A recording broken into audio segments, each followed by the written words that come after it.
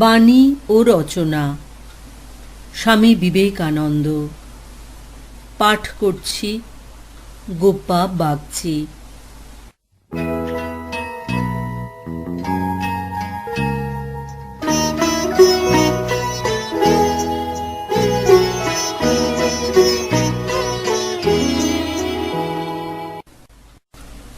হিন্দু ধর্ম। 19শে সেপ্টেম্বর নবম দিবসের অধিবেশনে স্বামীজি এই প্রবন্ধটি পাঠ করেন। হিন্দু, জরথ্রুষ্ট ও ইহুদি এই তিনটি ধর্মই প্রাগৈতিহাসিক যুগ হইতে বর্তমান কাল অবধি এই পৃথিবীতে প্রচলিত রহিয়াছে। এই ধর্মগুলির প্রত্যেকটি প্রচণ্ড আঘাত সহ্য করিয়াছে, তথাপি লুপ্ত না হইয়া এগুলি যে এখনও জীবিত আছে তাহাতেই প্রমাণিত হইতেছে যে ইহাদের মধ্যে মহতী শক্তি নিহিত আছে। কিন্তু একদিকে যেমন ইহুদি ধর্ম তৎপ্রসূত খ্রিস্ট ধর্মকে আত্মসাৎ করিতে পারা তো দূরের কথা, নিজেই ওই সর্বজয়ী ধর্ম দ্বারা স্বীয় জন্মভূমি হইতে বিতাড়িত হইয়াছে এবং অতি অল্প সংখ্যক পার্সি মাত্র এখন মহান জয়থ্রুষ্টীয় ধর্মের সাক্ষী স্বরূপ হইয়া রহিয়াছে। অপরদিকে আবার ভারতবর্ষে সম্প্রদায়ের পর সম্প্রদায় উত্থিত হইয়াছে। মনে হইয়াছে যেন বেদোক্ত ধর্মের ভিত্তি পর্যন্ত নড়িয়া গেল। কিন্তু প্রচণ্ড ভূমিকম্পের সময় সাগর সলিল যেমন কিছু পশ্চাৎপদ হইয়া সহস্রগুণ প্রবল বেগে সর্বগ্রাসী বন্যারূপে ফিরিয়া আসে, সেইরূপ ইহাদের জননী স্বরূপ বেদোক্ত ধর্ম প্রথমত কিঞ্চিৎ পশ্চাৎপদ হইয়া আলোড়নের অগ্রগতি শেষ হইলে ওই সম্প্রদায়গুলিকে সর্বতোভাবে আত্মসাৎ করিয়া নিজ বিরাট দেহ পুষ্ট করিয়াছে। বিজ্ঞানের অতি আধুনিক আবিষ্ক্রিয়া সমূহ বেদান্তের যে মহোচ্চ আধ্যাত্মিক ভাবের প্রতিধ্বনি মাত্র, সেই সর্বোৎকৃষ্ট বেদান্ত জ্ঞান হইতে নিম্ন স্তরের মূর্তি পূজা ও আনুষঙ্গিক নানাবিধ পৌরাণিক গল্প পর্যন্ত সবকিছুরই, এমনকি বৌদ্ধদের অজ্ঞেয়বাদ, জৈনদের নিরীশ্বরবাদ, এগুলিরও স্থান হিন্দু ধর্মে আছে। এখন প্রশ্ন হইতে পারে, এই সকল বহুধা বিভিন্ন ভাব কোন সাধারণ কেন্দ্রে সংহত হইয়াছে? কোন সাধারণ ভিত্তি আশ্রয় করিয়া এই আপাত বিরোধী ভাবগুলি অবস্থান করিতেছে? আমি এখন এই প্রশ্নেরই মীমাংসা করিতে যথাসাধ্য চেষ্টা করিব। আপ্তবাক্য বেদ হইতে হিন্দুগণ তাহাদের ধর্মলাভ করিয়াছেন। তাহারা বেদ সমূহকে অনাদি ও অনন্ত বলিয়া বিশ্বাস করেন। একখানি পুস্তককে অনাদি ও অনন্ত বলিলে এই শ্রোতৃমণ্ডলীর কাছে তাহা হাস্যকর বলিয়া মনে হইতে পারে বটে, কিন্তু বেদ শব্দ দ্বারা কোনো পুস্তক বিশেষ বুঝায় না। ভিন্ন ভিন্ন ব্যক্তি বিভিন্ন সময়ে যে আধ্যাত্মিক সত্যসমূহ আবিষ্কার করিয়া গিয়াছেন, বেদ সেই সকলের সঞ্চিত ভাণ্ডার স্বরূপ। আবিষ্কৃত হইবার পূর্বেও মাধ্যাকর্ষণের নিয়মাবলী যেমন সর্বত্রই বিদ্যমান ছিল এবং সমুদয় মনুষ্য সমাজ ভুলিয়া গেলেও যেমন ওইগুলি বিদ্যমান থাকিবে, আধ্যাত্মিক জগতের নিয়মাবলীও সেইরূপ।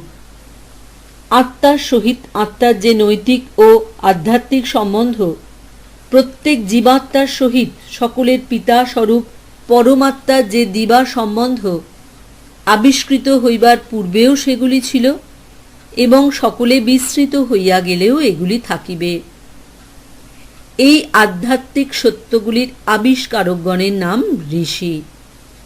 আমরা তাহাদিগকে সিদ্ধ বা পূর্ণ বলিয়া ভক্তি ও মান্য করি। আমি এই শ্রোতৃমণ্ডলীকে অতি আনন্দের সহিত বলিতেছি যে অতিশয় উন্নত ঋষিদের মধ্যে কয়েকজন নারীও ছিলেন। এই স্থলে এরূপ বলা যাইতে পারে যে উক্ত আধ্যাত্মিক নিয়মাবলী নিয়ম রূপে অনন্ত হইতে পারে, কিন্তু অবশ্যই তাহাদের আদি আছে। বেদ বলেন সৃষ্টি অনাদি ও অনন্ত। বিজ্ঞানও প্রমাণ করিয়াছে যে বিশ্ব শক্তির সমষ্টি সর্বদা সমপরিমাণ।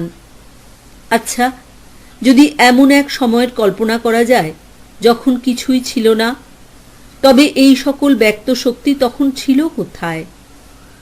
কেহ বলিবেন যে এগুলি অব্যক্ত অবস্থায় ঈশ্বরেই ছিল। তাহা হইলে বলিতে হয় ঈশ্বর কখনো সুপ্ত বা নিষ্ক্রিয়, কখনো সক্রিয় বা গতিশীল, অর্থাৎ তিনি বিকারশীল। বিকারশীল পদার্থ মাত্রই মিশ্র পদার্থ, এবং মিশ্র পদার্থ মাত্রই ধ্বংস নামক পরিবর্তনের অধীন। তাহা হইলে ঈশ্বরেরও মৃত্যু হইবে, কিন্তু তাহা অসম্ভব। সুতরাং এমন সময় কখনো ছিল না যখন সৃষ্টি ছিল না, কাজেই সৃষ্টি অনাদি।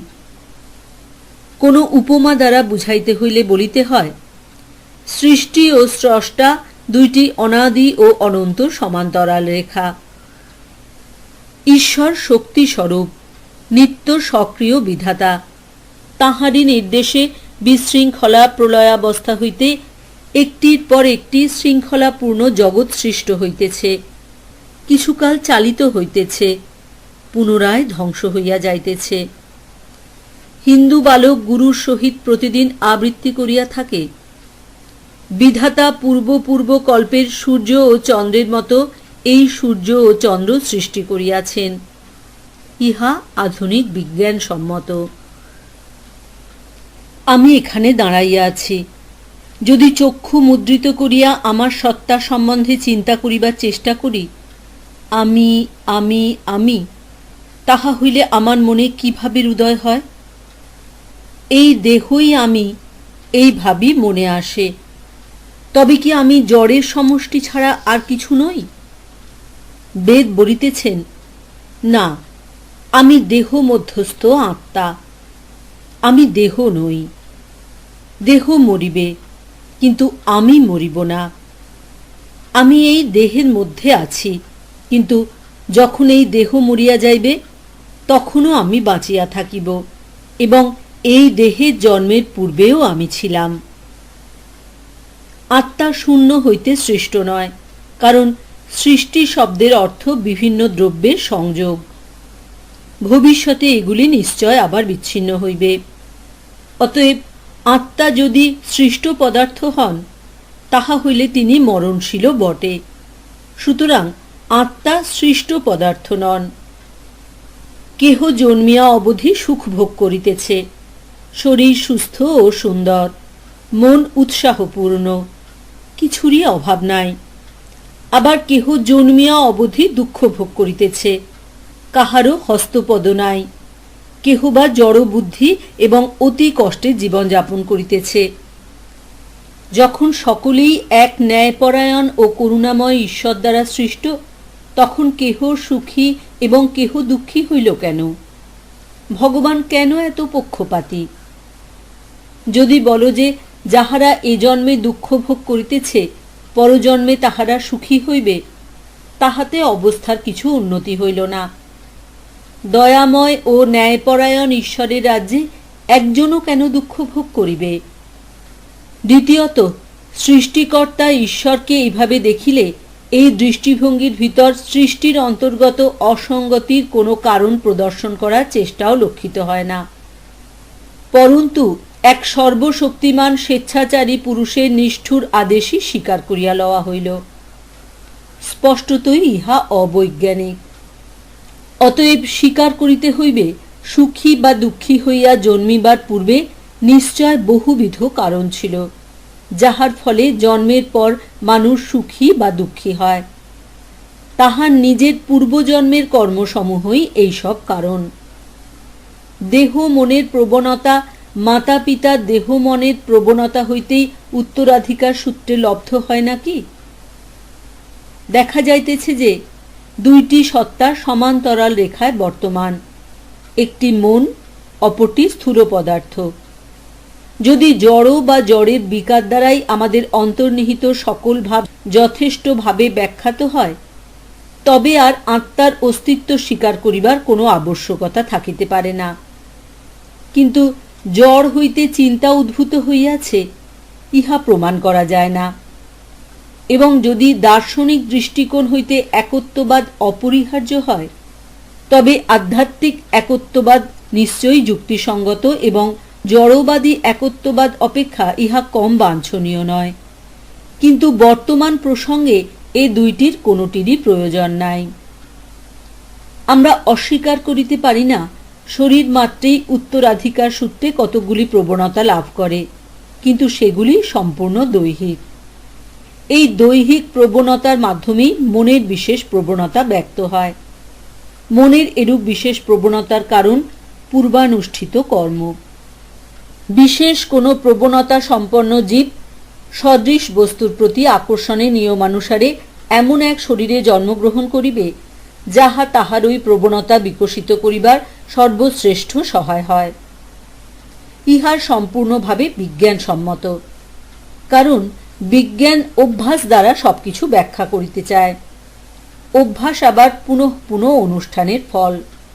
সুতরাং অনুমান করিতে হইবে নবজাত প্রাণীর স্বভাবও তাহার পুনঃ পুনঃ অনুষ্ঠিত কর্মের ফল, এবং যেহেতু তাহার পক্ষে বর্তমান জীবনে ওইগুলি লাভ করা অসম্ভব, অতএব অবশ্যই পূর্ব জীবন হইতেই ওইগুলি আসিয়াছে। আরেকটি প্রশ্নের ইঙ্গিত আছে। স্বীকার করা গেল পূর্বজন্ম আছে, কিন্তু পূর্ব জীবনের বিষয় আমাদের মনে থাকে না কেন? ইহা সহজেই বুঝানো যাইতে পারে। আমি এখন ইংরাজিতে কথা বলিতেছি, ইহা আমার মাতৃভাষা নয়। বাস্তবিক এখন আমার চেতন মনে মাতৃভাষার একটি অক্ষরও নাই, কিন্তু যদি আমি মনে করিতে চেষ্টা করি, তাহা হইলে উহা এখনই প্রবল বেগে মনে উঠিবে। এই ব্যাপারে বুঝা যাইতেছে, মনঃসমুদ্রের উপরিভাগে চেতন ভাব অনুভূত হয়, এবং আমাদের পূর্বার্জিত অভিজ্ঞতা সেই সমুদ্রের গভীর দেশে সঞ্চিত থাকে। চেষ্টা ও সাধনা করো, ওইগুলি সব উপরে উঠিয়া আসিবে। এমনকি পূর্বজন্ম সম্বন্ধেও তুমি জানিতে পারিবে। পূর্বজন্ম সম্বন্ধে ইহাই সাক্ষাৎ এবং পরীক্ষামূলক প্রমাণ। কার্যক্ষেত্রে সত্যতা নির্ণীত হইলেই কোনো মতবাদ সম্পূর্ণভাবে প্রমাণিত হয়, এবং ঋষিগণ সমগ্র জগতে সদর্পে ঘোষণা করিতেছেন, স্মৃতির সাগরের গভীরতম প্রদেশ কিরূপে আলোড়িত করিতে হয় সেই রহস্য আমরা আবিষ্কার করিয়াছি। সাধনা করো, তোমরাও পূর্বজন্মের সকল কথা মনে করিতে পারিবে। অতএব দেখা গেল হিন্দু নিজেকে আত্মা বলিয়া বিশ্বাস করে। সেই আত্মাকে তরবারি ছেদন করিতে পারে না, অগ্নি দগ্ধ করিতে পারে না, জল আর্দ্র করিতে পারে না, এবং বায়ু শুষ্ক করিতে পারে না। হিন্দু বিশ্বাস করে সেই আত্মা এমন একটি বৃত্ত, যাহার পরিধি কোথাও নাই, কিন্তু যাহার কেন্দ্র দেহ মধ্যে অবস্থিত, এবং সেই কেন্দ্রের দেহ হইতে দেহান্তরে গমনের নামই মৃত্যু। আর আত্মা জড় নিয়মের বশীভূত নন। আত্মা নিত্য শুদ্ধ বুদ্ধ মুক্ত স্বভাব, কিন্তু কোনো কারণবশত জড়ে আবদ্ধ হইয়াছেন ও নিজেকে জড় মনে করিতেছেন। পরবর্তী প্রশ্ন, কেন এই শুদ্ধ পূর্ণ ও মুক্ত আত্মা জড়ের দাসত্ব নিগড়ে আবদ্ধ? পূর্ণ হইয়াও কেন তিনি নিজেকে অপূর্ণের ন্যায় মনে করিতেছেন? শুনিয়াছি কেহ কেহ মনে করেন, এই প্রশ্নে যথাযথ মীমাংসা করিতে পারিবেন না বলিয়া হিন্দুগণ উহা এড়াইয়া চলিতে চেষ্টা করেন।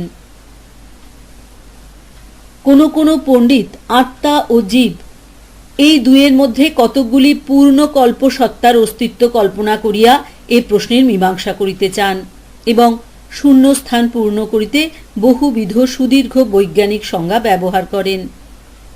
কিন্তু সংজ্ঞা দিলেই ব্যাখ্যা করা হয় না। প্রশ্ন যেমন তেমনই রহিল। যিনি পূর্ণ, তিনি কেমন করিয়া পূর্ণকল্প হইতে পারেন? যিনি নিত্য শুদ্ধ বুদ্ধ মুক্ত স্বভাব, কেমন করিয়া তাহার সেই স্বভাবের অনুমাত্র ব্যতিক্রম হয়? হিন্দুগণ এ সম্বন্ধে সরল ও সত্যবাদী। তাহারা মিথ্যা তর্ক যুক্তির আশ্রয় গ্রহণ করিতে চাহেন না। তাহারা সাহসের সহিত এই প্রশ্নের সম্মুখীন হন এবং উত্তরে বলেন, জানি না কেমন করিয়া পূর্ণ আত্মা নিজেকে অপূর্ণ এবং জড়ের সহিত যুক্ত ও জড়ের নিয়মাধীন বলিয়া মনে করেন, কিন্তু তাহা সত্ত্বেও ব্যাপারটি তো অনুভূত সত্য। প্রত্যেকেই তো নিজেকে দেহ বলিয়া মনে করে। কেন এরূপ হইল? কেনই বা আত্মা এই দেহে রহিয়াছেন? এ তত্ত্ব তাহারা ব্যাখ্যা করিবার চেষ্টা করেন না। ইহা ঈশ্বরের ইচ্ছা, এরূপ বলিলে কিছুই ব্যাখ্যা করা হইল না। হিন্দুরা যে বলেন আমরা জানি না, তাহা অপেক্ষা এ উত্তর আরো বেশি কিছু নয়। বেশ, তাহা হইলে বুঝা গেল যে মানুষের আত্মা অনাদি, অমর, পূর্ণ ও অনন্ত, এবং কেন্দ্র পরিবর্তন বা দেহ হইতে দেহান্তরে গমনের নামই মৃত্যু। বর্তমান অবস্থা পূর্বানিষ্ঠিত কর্ম দ্বারা এবং ভবিষ্যৎ বর্তমান কর্ম দ্বারা নিরূপিত হয়। আত্মা জন্ম হইতে মৃত্যুর পথে, মৃত্যু হইতে মৃত্যুর দিকে কখনো বিকশিত হইয়া কখনো সংকুচিত হইয়া অগ্রসর হইতেছেন। কিন্তু এখানে আরেকটি প্রশ্ন উঠে।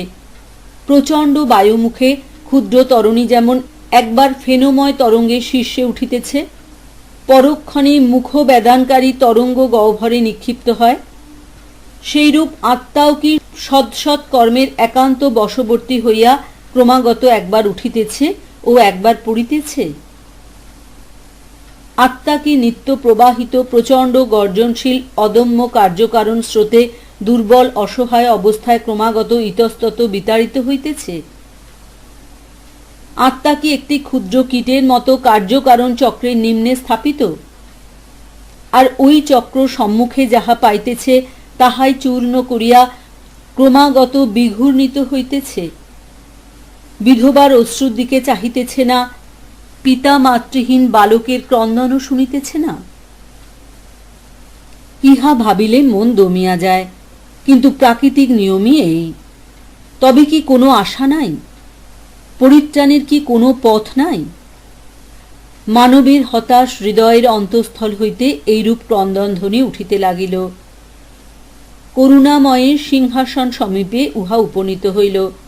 সেখান হইতে আশা ও সান্ত্বনার বাণী নামিয়া আসিয়া এক বৈদিক ঋষির হৃদয় উদ্বুদ্ধ করিল। বিশ্ব সমক্ষে দণ্ডায়মান হইয়া ঋষি তারস্বরে জগতে এই আনন্দ সমাচার ঘোষণা করিলেন। শোনো, শোনো অমৃতের পুত্রগণ, শোনো দিব্যলোকের অধিবাসীগণ, আমি সেই পুরাতন মহান পুরুষকে জানিয়াছি। আদিত্যের ন্যায় তাহার কর্ণ, তিনি সকল অজ্ঞান অন্ধকারের পারে। তাহাকে জানিলেই মৃত্যুকে অতিক্রম করা যায়, আর অন্য পথ নাই। অমৃতের পুত্র, কি মধুর ও আশার নাম! হে ভাতৃগণ, এই মধুর নামে আমি তোমাদের সম্বোধন করিতে চাই। তোমরা অমৃতের অধিকারী। হিন্দুগণ তোমাদিগকে পাপী বলিতে চান না। তোমরা ঈশ্বরের সন্তান, অমৃতের অধিকারী, পবিত্র ও পূর্ণ। মর্তভূমির দেবতা তোমরা। তোমরা পাপী। মানুষকে পাপী বলাই এক মহাপাপ। মানবের যথার্থ স্বরূপের উপর ইহা মিথ্যা কলঙ্কারোপ। ওঠো, এসো। সিংহ স্বরূপ হইয়া তোমরা নিজেদের মেস্তুল্য মনে করিতেছ। ভ্রম জ্ঞান দূর করিয়া দাও।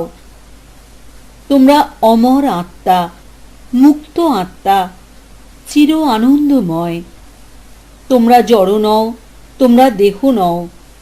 জড় তোমাদের দাস, তোমরা জড়ের দাস নও। এইরূপে বেদ ঘোষণা করিতেছেন।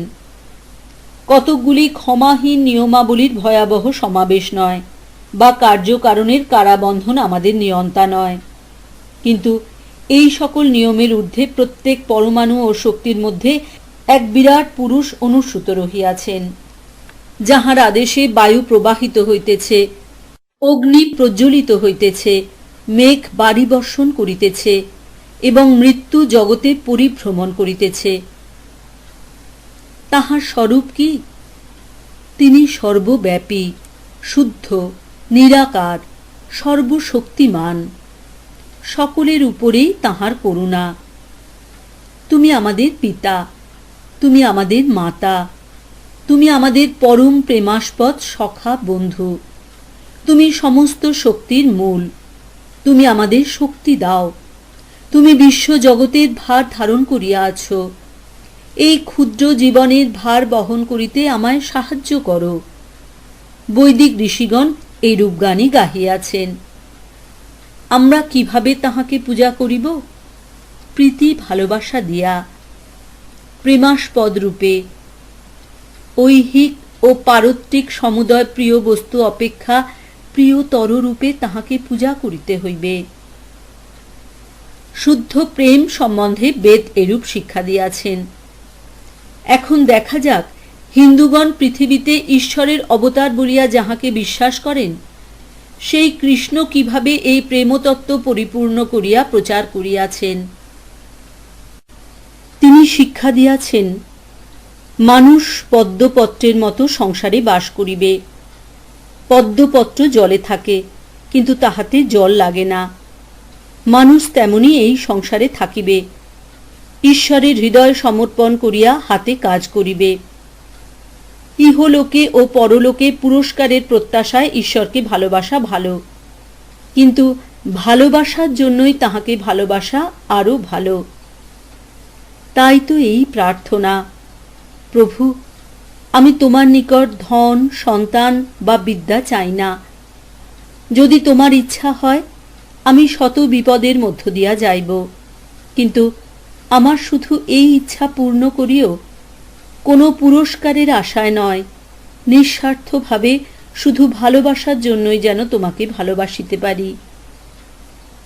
শ্রীকৃষ্ণের এক শিষ্য তৎকালীন ভারতের সম্রাট শত্রু কর্তৃক সিংহাসনচ্যুত হইয়া রানীর সহিত হিমালয়ের অরণ্যে আশ্রয় লইয়াছিলেন। সেখানে রানী একদিন তাহাকে জিজ্ঞাসা করেন, আপনি সর্বাপেক্ষা ধার্মিক ব্যক্তি, আপনাকে কেন এত কষ্ট যন্ত্রণা ভোগ করিতে হইতেছে? যুধিষ্ঠির উত্তর দেন, প্রিয়ে, দেখো দেখো, হিমালয়ের দিকে চাহিয়া দেখো, আহা কেমন সুন্দর ও মহান। আমি হিমালয় বড় ভালোবাসি। পর্বত আমাকে কিছুই দেয় না, তথাপি সুন্দর ও মহান বস্তুকে ভালোবাসাই আমার স্বভাব। তাই আমি হিমালয়কে ভালোবাসি। ঈশ্বরকেও আমি ঠিক এই জন্য ভালোবাসি। তিনি নিখিল সৌন্দর্য ও মহত্বের মূল। তিনিই ভালোবাসার একমাত্র পাত্র। তাহাকে ভালোবাসা আমার স্বভাব, তাই আমি ভালোবাসি। আমি কোনো কিছুর জন্য প্রার্থনা করি না। আমি তাহার নিকট কিছুই চাই না। তাহার যেখানে ইচ্ছা আমাকে তিনি সেখানে রাখুন। সর্ব অবস্থাতেই আমি তাহাকে ভালোবাসিব। আমি ভালোবাসার জন্য তাহাকে ভালোবাসি। আমি ভালোবাসার ব্যবসা করি না। বেদ শিক্ষা দেন, আত্মা ব্রহ্মস্বরূপ। কেবল জড় পঞ্চভূতে বদ্ধ হইয়া আছেন।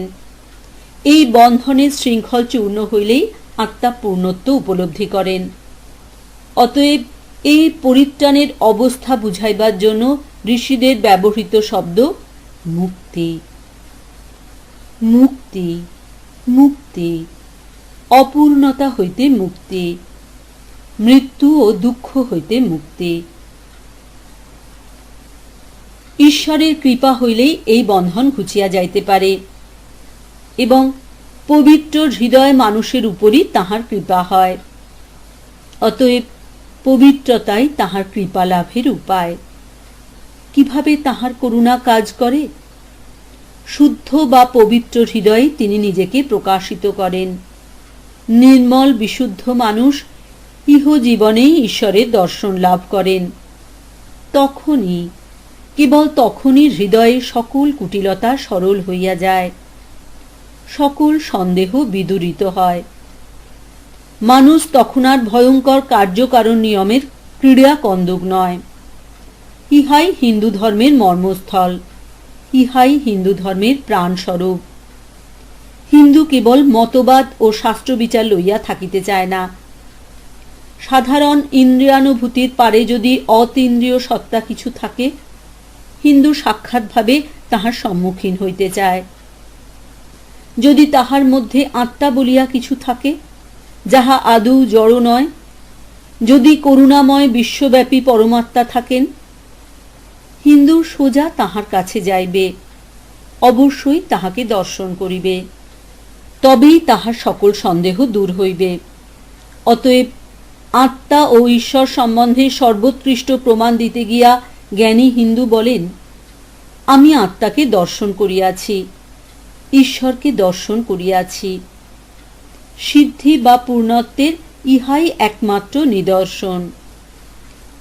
কোনো মতবাদ অথবা বদ্ধমূল ধারণায় বিশ্বাস করার চেষ্টাতেই হিন্দু ধর্ম নিহিত নয়। অপরোক্ষানুভূতি উহার মূল মন্ত্র। শুধু বিশ্বাস করা নয়, আদর্শ স্বরূপ হইয়া যাওয়াই, উহা জীবনে পরিণত করাই ধর্ম। এখন দেখা যাইতেছে, ক্রমাগত সংগ্রাম ও সাধনা দ্বারা সিদ্ধি লাভ করা, দিব্যভাবে ভাবান্বিত হইয়া ঈশ্বরের সান্নিধ্যে যাওয়া ও তাহার দর্শন লাভ করিয়া সেই স্বর্গস্থ পিতার মতো পূর্ণ হওয়াই হিন্দুর ধর্ম। পূর্ণ হইলে মানুষের কি অবস্থা হয়? তিনি অনন্ত আনন্দময় জীবনযাপন করেন। আনন্দের একমাত্র উৎস ঈশ্বরকে লাভ করিয়া তিনি পরমানন্দের অধিকারী হন এবং ঈশ্বরের সহিত সেই আনন্দ উপভোগ করেন। সকল হিন্দু এ বিষয়ে একমত। ভারতের সকল সম্প্রদায়ের ইহা সাধারণ ধর্ম। এখন প্রশ্ন উঠিতেছে যে, পূর্ণতাই পরম তত্ত্ব এবং সেই পরম কখনো দুই বা তিন হইতে পারে না। উহাতে কোনো গুণ বা ব্যক্তিত্ব থাকিতে পারে না। অতএব যখন আত্মা এই পূর্ণ ও পরম অবস্থায় উপনীত হন, তখন ব্রহ্মের সহিত এক হইয়া যাইবেন এবং একমাত্র ব্রহ্মকেই নিত্য ও পূর্ণ রূপে উপলব্ধি করিবেন। তিনিই আত্মার স্বরূপ, নিরপেক্ষ সত্তা, নিরপেক্ষ জ্ঞান, নিরপেক্ষ আনন্দ, সৎ চিৎ আনন্দ স্বরূপ। আমরা প্রায় পড়িয়া থাকি আত্মার এই অবস্থা, ব্যক্তিত্বের লয়, কাঠ পাথরের মতো জড়াবস্থা। ইহাতে লেখকদের অনভিজ্ঞতাই প্রকাশ পায়, কারণ যিনি কখনো আঘাতের বেদনা বোধ করেন নাই, তিনি অপরের ক্ষত চিহ্ন দেখিয়া পরিহাস করেন। আমি বলিতেছি, এই অবস্থা ঐরূপ কিছু নয়। এই ক্ষুদ্র দেহের চেতনা উপভোগ যদি সুখের হয়, তবে দুইটি দেহের চেতনা উপভোগ আরও বেশি সুখের হইবে। এই রূপে দেহ সংখ্যা যতই বাড়িবে, আমার সুখও ততই বাড়িবে। এই রূপে যখন এই নিখিল বিশ্বে আমার আত্মবোধ হইবে, তখনই আমি আনন্দের পরাকাষ্ঠায় লক্ষ্যে উপনীত হইব। অতএব এই অনন্ত বিশ্বজনীন ব্যক্তিত্ব লাভ করিতে গেলে এই দুঃখপূর্ণ ক্ষুদ্র দেহাবদ্ধ ব্যক্তিত্ব অবশ্যই ত্যাগ করিতে হইবে। যখন আমি প্রাণস্বরূপ হইয়া যাইব, তখনই মৃত্যু হইতে নিষ্কৃতি পাইব। যখন আনন্দস্বরূপ হইয়া যাইব, তখনই দুঃখ হইতে নিষ্কৃতি পাইব। যখন জ্ঞান স্বরূপ হইয়া যাইব, তখনই ভ্রমের নিবৃত্তি। ইহাই যুক্তিসঙ্গত বৈজ্ঞানিক সিদ্ধান্ত। বিজ্ঞানের প্রমাণে জানিয়াছি, দেহগত ব্যক্তিত্ব ভ্রান্তি মাত্র। প্রকৃতপক্ষে আমার শরীর এই নিরবিচ্ছিন্ন জড় সমুদ্রে অবিরাম পরিবর্তিত হইতেছে। সুতরাং আমার চৈতন্যাংশ সম্বন্ধে এই অদ্বৈত জ্ঞানই কেবল যুক্তিযুক্ত সিদ্ধান্ত। একত্বের আবিষ্কার ব্যতীত বিজ্ঞান আর কিছুই নয়, এবং যখনই কোনো বিজ্ঞান সেই পূর্ণ একত্বে উপনীত হয়, তখন উহার অগ্রগতি থামিয়া যাইবেই, কারণ ওই বিজ্ঞান তাহার লক্ষ্যে উপনীত হইয়াছে। যথা রসায়ন শাস্ত্র যদি এমন একটি মূল পদার্থ আবিষ্কার করে, যাহা হইতে অন্যান্য সকল পদার্থ প্রস্তুত করা যাইতে পারে, তাহা হইলে উহা চরম উন্নতি লাভ করিল। পদার্থবিদ্যা যদি এমন একটি শক্তি আবিষ্কার করিতে পারে, অন্যান্য শক্তি যাহা রূপান্তর মাত্র, তাহা হইলে ওই বিজ্ঞানের কার্য শেষ হইল। ধর্মবিজ্ঞানও তখনই পূর্ণতা লাভ করিয়াছে, যখন তাহাকে আবিষ্কার করিয়াছে যিনি এই মৃত্যুময় জগতে একমাত্র জীবনস্বরূপ, যিনি নিত্য পরিবর্তনশীল জগতের একমাত্র অচল অটল ভিত্তি, যিনি একমাত্র পরমাত্মা, অন্যান্য আত্মা যাহার ভ্রমাত্মক প্রকাশ। এইরূপে বহুবাদ দ্বৈতবাদ প্রভৃতির ভিতর দিয়া শেষে অদ্বৈতবাদে উপনীত হইলে ধর্মবিজ্ঞান আর অগ্রসর হইতে পারে না। ইহাই সর্বপ্রকার জ্ঞান বা বিজ্ঞানের চরম লক্ষ্য। সকল বিজ্ঞানকেই অবশেষে এই সিদ্ধান্তে উপনীত হইতে হইবে। আজকাল বৈজ্ঞানিকগণ সৃষ্টি না বলিয়া বিকাশ শব্দ ব্যবহার করিতেছেন। হিন্দু যুগ যুগ ধরিয়া যে ভাব হৃদয়ে পোষণ করিয়া আসিতেছে, সেই ভাব আধুনিক বিজ্ঞানের দিগন্তে নূতনতর আলোকে আরো জোরালো ভাষায় প্রচারিত হইবার উপক্রম দেখিয়া তাহার হৃদয়ে আনন্দের সঞ্চার হইতেছে। এখন দর্শনের উচ্চ শিখর হইতে অবরোহণ করিয়া অজ্ঞান লোকদের ধর্ম সম্বন্ধে আলোচনা করি। প্রথমেই বলিয়া রাখি যে ভারতবর্ষে বহু ঈশ্বরবাদ নাই। প্রতি দেবালয়ের পার্শ্বে দাঁড়াইয়া যদি কেহ শ্রবণ করে, তাহা হইলে শুনিতে পাইবে পূজক দেববিগ্রহে ঈশ্বরের সমুদয় গুণ, এমনকি সর্বব্যাপিত্ব পর্যন্ত আরোপ করিতেছে। ইহা বহু ঈশ্বরবাদ নয়, বা ইহাকে কোনো দেব বিশেষের প্রাধান্যবাদ বলিলেও প্রকৃত ব্যাপার ব্যাখ্যাত হইবে না। গোলাপকে যে কোনো অন্য নামই দাও না কেন, তাহার সুগন্ধ সমানই থাকিবে। সংজ্ঞা বা নাম দিলেই ব্যাখ্যা করা হয় না। মনে পড়ে বাল্যকালে একদা এক খ্রিস্টান পাদ্রীকে ভারতে এক ভিড়ের মধ্যে বক্তৃতা করিতে শুনিয়াছিলাম।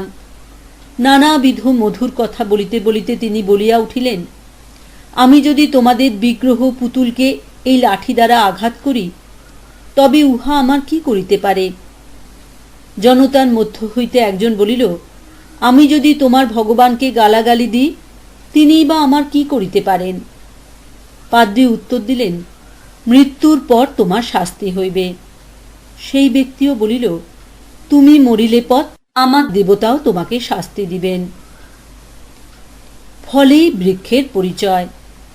যখন দেখি যে যাহাদিগকে পৌত্তলিক বলা হয়, তাহাদের মধ্যে এমন সব মানুষ আছেন যাহাদের মতো নীতিজ্ঞান, আধ্যাত্মিকতা ও প্রেম কখনো কোথাও দেখি নাই, তখন মনে এই প্রশ্ন উদিত হয়, পাপ হইতে কি কখনো পবিত্রতা জন্মিতে পারে? কুসংস্কার মানুষের শত্রু বটে, কিন্তু ধর্মান্ধতা আরও খারাপ। খ্রিস্টানরা কেন গির্জায় যান? ক্রুশই বা এত পবিত্র কেন? প্রার্থনার সময় কেন আকাশের দিকে তাকানো হয়? ক্যাথলিকদের গির্জায় এত মূর্তি রহিয়াছে কেন? প্রোটেস্টানদের মতে প্রার্থনাকালে এত ভাবময় রূপের আবির্ভাব হয় কেন? হে আমার ভাতৃবৃন্দ, নিঃশ্বাস গ্রহণ না করিয়া জীবন ধারণ করা যেমন অসম্ভব, চিন্তাকালে মনোময় রূপ বিশেষের সাহায্য না লওয়াও আমাদের পক্ষে সেই রূপ অসম্ভব। ভাবানুসঙ্গ নিয়মানুসারে জড়মূর্তি দেখিলে মানসিক ভাববিশেষের উদ্দীপন হয়। বিপরীতক্রমে মনে ভাববিশেষের উদ্দীপন হইলে তদনুরূপ মূর্তি বিশেষও মনে উদিত হয়। এই জন্য হিন্দু উপাসনার সময় বাহ্য প্রতীক ব্যবহার করে। সে বলিবে তাহার উপাস্য দেবতায় মন স্থির করিতে প্রতীক সাহায্য করে। সে তোমাদেরই মতো জানে প্রতিমা ঈশ্বর নয়, সর্বব্যাপী নয়। আচ্ছা বলতো, সর্বব্যাপী বলিতে অধিকাংশ মানুষ প্রকৃতপক্ষে সারা পৃথিবীর মানুষ কি বুঝিয়া থাকে?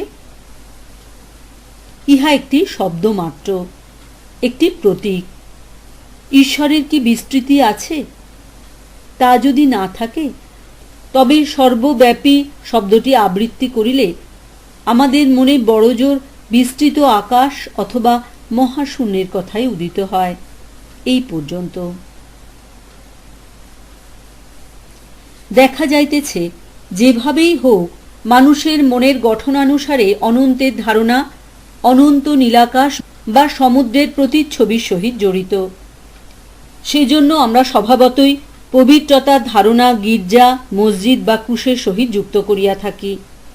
হিন্দুরা পবিত্রতা, সত্য, সর্বব্যাপিত্ব প্রভৃতি ভাবগুলি বিভিন্ন মূর্তি বা প্রতীকের সহিত যুক্ত করিয়া রাখিয়াছেন।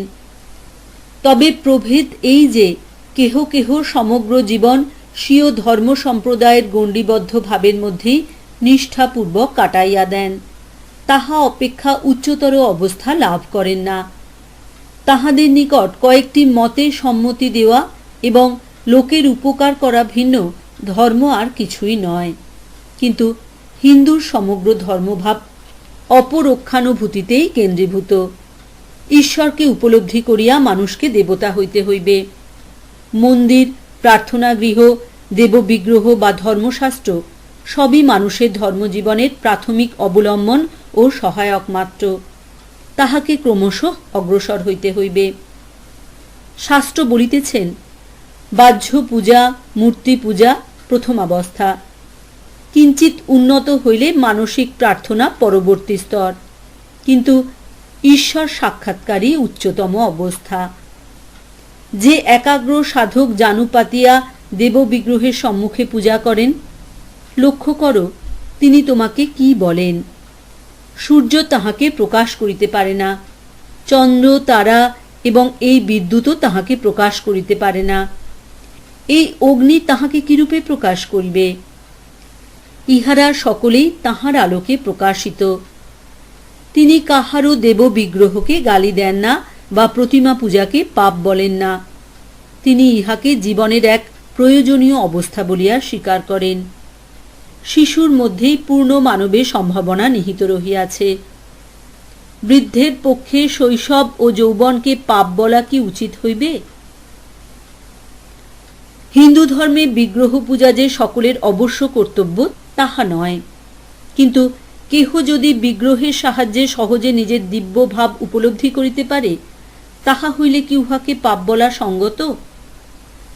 সাধক যখন ওই অবস্থা অতিক্রম করিয়া গিয়াছেন, তখনও তাহার পক্ষে উহাকে ভুল বলা সঙ্গত নয়। হিন্দু দৃষ্টিতে মানুষ ভ্রম হইতে সত্যে গমন করে না, পরন্তু সত্য হইতে সত্যে, নিম্নতর সত্য হইতে উচ্চতর সত্যে উপনীত হইতেছে। হিন্দুর নিকট নিম্নতম জড়োপাসনা হইতে বেদান্তের অদ্বৈতবাদ পর্যন্ত সাধনার অর্থ অসীমকে ধরিবার, উপলব্ধি করিবার জন্য মানব আত্মার বিবিধ চেষ্টা। জন্ম, সঙ্গ ও পরিবেশ অনুযায়ী প্রত্যেকের সাধন প্রচেষ্টা নিরূপিত হয়। প্রত্যেকটি সাধনই ক্রমোন্নতির অবস্থা। প্রত্যেক মানবাত্মাই ঈগল পক্ষী শাবকের মতো ক্রমশ উচ্চ হইতে উচ্চতর স্তরে উঠিতে থাকে এবং ক্রমশ শক্তি সঞ্চয় করিয়া শেষে মহান সূর্যে উপনীত হয়। বহুত্বের মধ্যে একত্বই প্রকৃতির ব্যবস্থা। হিন্দুগণ এই রহস্য ধরিতে পারিয়াছেন।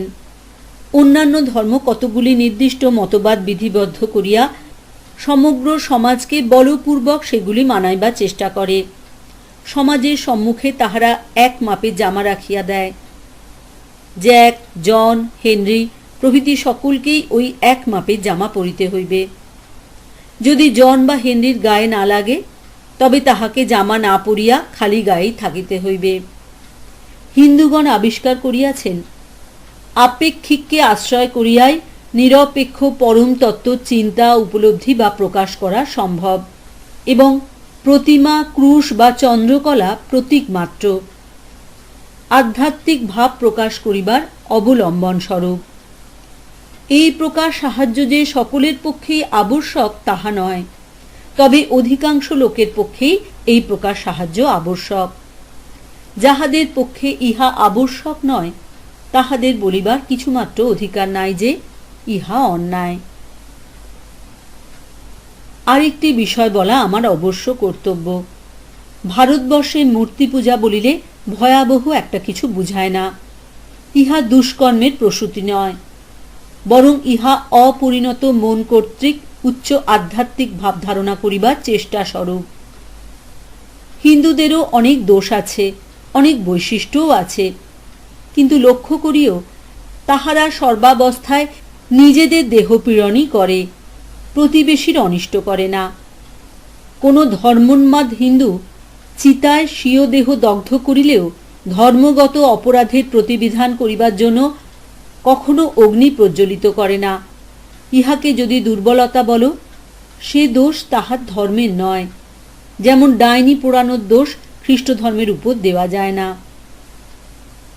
অতএব হিন্দুর পক্ষে সমগ্র ধর্মজগৎ নানা রুচি বিশিষ্ট নরনারীর নানা অবস্থা ও পরিবেশের মধ্য দিয়া সেই এক লক্ষ্যের দিকে অগ্রসর হওয়া ব্যতীত আর কিছুই নয়। প্রত্যেক ধর্মই জড়ভাবাপন্ন মানুষের চৈতন্য স্বরূপ, দেবত্ব বিকশিত করে এবং সেই এক চৈতন্য স্বরূপ ঈশ্বরই সকল ধর্মের প্রেরণাদাতা। তবে এত পরস্পর বিরোধী ভাব কেন? হিন্দু বলেন, আপাত দৃষ্টিতে ভিন্ন ভিন্ন পরিবেশে বিভিন্ন প্রকৃতির মানুষের উপযোগী হইবার জন্য এক সত্যই এরূপ পরস্পর বিরুদ্ধ ভাব ধারণ করে। একই আলোক ভিন্ন ভিন্ন বর্ণের কাচের মধ্য দিয়া আসিতেছে। সকলের উপযোগী হইবে বলিয়া এই সামান্য বিভিন্নতা প্রয়োজন, কিন্তু সব কিছুরই অন্তঃস্থলে সেই এক সত্য বিরাজমান। শ্রীকৃষ্ণাবতারে ভগবান বলিয়াছেন, সূত্র যেমন মণিগণের মধ্যে, আমিও সেইরূপ সকল ধর্মের মধ্যে অনুস্যূত। যাহা কিছু অতিশয় পবিত্র ও প্রভাবশালী, মানব জাতির উন্নতিকারক ও পাবনকারী, জানিবে সেখানে আমি আছি। এই শিক্ষার ফল কি? আমি সাহস করিয়া বলিতেছি, সমুদয় সংস্কৃত দর্শনশাস্ত্রের মধ্যে এরূপ ভাব কেহ দেখাইতে পারিবে না যে একমাত্র হিন্দুই মুক্তির অধিকারী, আর কেহ নয়। ব্যাস বলিতেছেন, আমাদের জাতি ও ধর্মমতের সীমানার বাহিরেও আমরা সিদ্ধ পুরুষ দেখিতে পাই। আরেকটি কথা, কেহ এরূপ প্রশ্ন করিতে পারেন, সর্বতোভাবে ঈশ্বর পরায়ণ হিন্দুগণ কিরূপে অজ্ঞেয়বাদী বৌদ্ধ ও নিরীশ্বরবাদী জৈনদিগের মত বিশ্বাস করিতে পারেন? বৌদ্ধ ও জৈনেরা ঈশ্বরের উপর নির্ভর করেন না বটে, কিন্তু সকল ধর্মের সেই মহান কেন্দ্রীয় তত্ত্ব মানুষের ভিতর দেবত্ব বিকশিত করার দিকে তাহাদের ধর্মের সকল শক্তি নিয়োজিত হয়। তাহারা জগৎ পিতাকে দেখেন নাই, কিন্তু তাহার পুত্রকে অর্থাৎ আদর্শ মানবকে দেখিয়াছেন, এবং যে পুত্রকে দেখিয়াছেন সে পিতাকেও দেখিয়াছেন। ভাতৃগণ, ইহাই হিন্দুদের ধর্ম বিষয়ক ধারণাগুলির সংক্ষিপ্ত বিবরণ। হিন্দু তাহার সব পরিকল্পনা হয়তো কার্যে পরিণত করিতে পারে নাই, কিন্তু যদি কখনো একটি সর্বজনীন ধর্মের উদ্ভব হয়, তবে তাহা কখনো কোনো দেশে বা কালে সীমাবদ্ধ হইবে না। যে অসীম ভগবানের বিষয় ওই ধর্মে প্রচারিত হইবে, ওই ধর্মকে তাহারই মতে অসীম হইতে হইবে। সেই ধর্মের সূর্য, কৃষ্ণভক্ত, খ্রিস্টভক্ত, সাধু, অসাধু সকলের উপর সমভাবে স্বীয় কিরণজাল বিস্তার করিবে। সেই ধর্ম শুধু ব্রাহ্মণ বা বৌদ্ধ, খ্রিস্টান বা মুসলমান হইবে না, পরন্তু সকল ধর্মের সমষ্টি স্বরূপ হইবে, অথচ তাহাতে উন্নতির সীমাহীন অবকাশ থাকিবে। স্বীয় উদারতাবশত সেই ধর্ম অসংখ্য প্রসারিত হস্তে পৃথিবীর সকল নরনারীকে সাদরে আলিঙ্গন করিবে। পশুতুল্য অতি হীন বর্বর মানুষ হইতে শুরু করিয়া হৃদয় ও মস্তিষ্কের গুণরাশির জন্য যাহারা সমগ্র মানব জাতির ঊর্ধ্বে স্থান পাইয়াছেন, সমাজ যাহাদিগকে সাধারণ মানুষ বলিতে সাহস না করিয়া সশ্রদ্ধ সভয় দৃষ্টিতে দেখেন, সেই সকল শ্রেষ্ঠ মানব পর্যন্ত সকলকেই স্বীয় অঙ্কে স্থান দিবে। সেই ধর্মের নীতিতে কাহারও প্রতি বিদ্বেষ বা উৎপীড়নের স্থান থাকিবে না। উহাতে প্রত্যেক নরনারীর দেব স্বভাব স্বীকৃত হইবে এবং উহার সমগ্র শক্তি মনুষ্য জাতিকে দেব স্বভাব উপলব্ধি করিতে সহায়তা করিবার জন্যই সতত নিযুক্ত থাকিবে। এইরূপ ধর্ম উপস্থাপিত করো, সকল জাতি তোমার অনুবর্তী হইবে। অশোকের ধর্মসভা কেবল বৌদ্ধ ধর্মের জন্য হইয়াছিল। আকবরের ধর্মসভা ওই উদ্দেশ্যের নিকটবর্তী হইলেও উহা বৈঠকী আলোচনা মাত্র। প্রত্যেক ধর্মেই ঈশ্বর আছেন। সমগ্র জগতে একথা ঘোষণা করিবার ভার আমেরিকার জন্যই সংরক্ষিত ছিল। যিনি হিন্দুর ব্রহ্ম, পার্শ্বিকদের অহুর মজদা, বৌদ্ধদের বুদ্ধ, ইহুদিদের জিহোবা, খ্রিস্টানদের স্বর্গস্থ পিতা, তিনি তোমাদের এই মহৎ ভাব কার্যে পরিণত করিবার শক্তি প্রদান করুন। পূর্ব গগনে নক্ষত্র উঠিয়াছিল, কখনো উজ্জ্বল, কখনো অস্পষ্ট হইয়া ধীরে ধীরে উহা পশ্চিম গগনের দিকে চলিতে লাগিল। ক্রমে সমগ্র জগৎ প্রদক্ষিণ করিয়া পূর্বাপেক্ষা সহস্রগুণ উজ্জ্বল হইয়া পুনরায় পূর্ব গগনে স্যানপুর সীমান্তে উহা উদিত হইতেছে। স্বাধীনতার মাতৃভূমি কলম্বিয়া, তুমি কখনো প্রতিবেশী শনিতে নিজ হস্ত রঞ্জিত করো নাই। প্রতিবেশী সর্বস্ব অপহরণ রূপ ধনশালী হইবার সহজ পন্থা আবিষ্কার করো নাই। সভ্যতার পুরোভাগে সমন্বয়ের পতাকা বহন করিয়া বীর দর্পে অগ্রসর হইবার ভার তাই তোমারই উপর ন্যস্ত হইয়াছে।